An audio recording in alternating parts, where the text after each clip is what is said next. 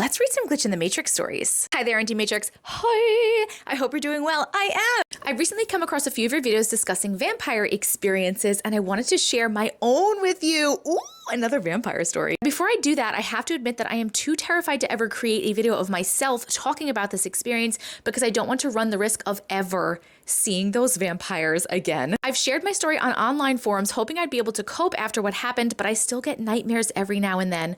I posted this anonymously and wish to continue remaining anonymous because I fear for my safety, even though this happened in South Africa almost 20 years ago and I live on a different continent now. I've copied the experience from the online forum and will paste it below since typing everything out and having to think about it again might cause the nightmares to return. I warn you, this is not like your videos. It's not like anything you have posted on the subject, but this is 100% real. Oh my God, I'm so intrigued. Here it is.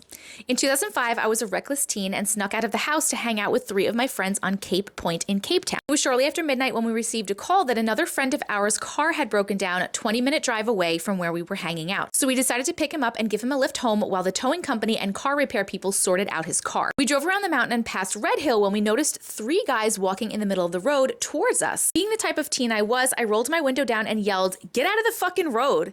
They moved aside towards the edge of the road to let us pass, but as soon as we got close enough to see them properly, I noticed that they were extremely pale. It was 2 white guys and a black guy, and the black guy's paleness caught my eyes. He looked as if he was wearing some foundation on his face that was too light for his complexion. But that wasn't what scared me, it was their eyes that sent shivers down my spine. All 3 of them made eye contact with me as we passed, and their eyes were sharp and black. It felt like they were all staring into my soul. I remember lowering myself in my seat and trying to brush the idea of supernatural creatures out of my head. About 8 kilometers away, we got to my favorite spot that overlooked the ocean and the harbor. One of my friends asked the driver to stop so that he could urinate, and I did the same. He stood in the front of the car and I stood at the back. As I was pulling my pants back up, I saw the 3 guys coming towards us really fast, but they didn't seem like they were moving. It was like they were floating towards us really fast. I jumped in the car and told the other 2 friends what was happening. We all yelled for our other friend to get back in the car. We were screaming to the friend in front of the car while all looking to the back and watching those 3 guys float towards us in a running speed. Our friend got into the car just as they were roughly 2 meters away from us, and we sped off in silence.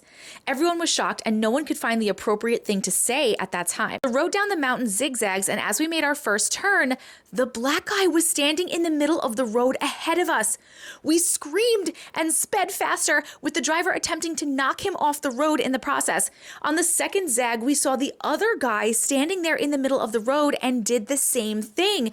But every time the driver tried to run them over, they seemed to sort of jump up into the sky, and we never saw them landing again. This is crazy. We continued to drive at high speed without really caring where we were going, just as long as we got away. We ended up passing the friend we had to pick up and continued driving for an hour before having to stop to fill up the tank. Once we stopped, we all just looked at each other in shock and silence. When I got home afterwards, I couldn't sleep. I ended up changing my curtains to a transparent net that allowed me to see out of my bedroom to see if anyone was outside. I also made a point of keeping my bedroom dimly lit so that no one could see inside. Till this day, I can't sleep unless I have curtains that I can see through. The driver of the car ended up doing drugs the very next day. He chose meth to help him stay awake and alert just in case those guys came back. His other friend who got out to urinate ended up moving away 2 days later, first to the other side of the Western Cape and then out of the continent. The third friend unalived herself because she couldn't sleep and started suffering from mental illness. It wasn't until March of 2020 that the remaining 3 of us were able to speak about that night again. We laughed about it and then cried over the fact that we lost a friend and almost ourselves over that night. Holy moly, what? This was definitely different than the other 2 vampire stories we heard. The other ones were more of like energy vampires.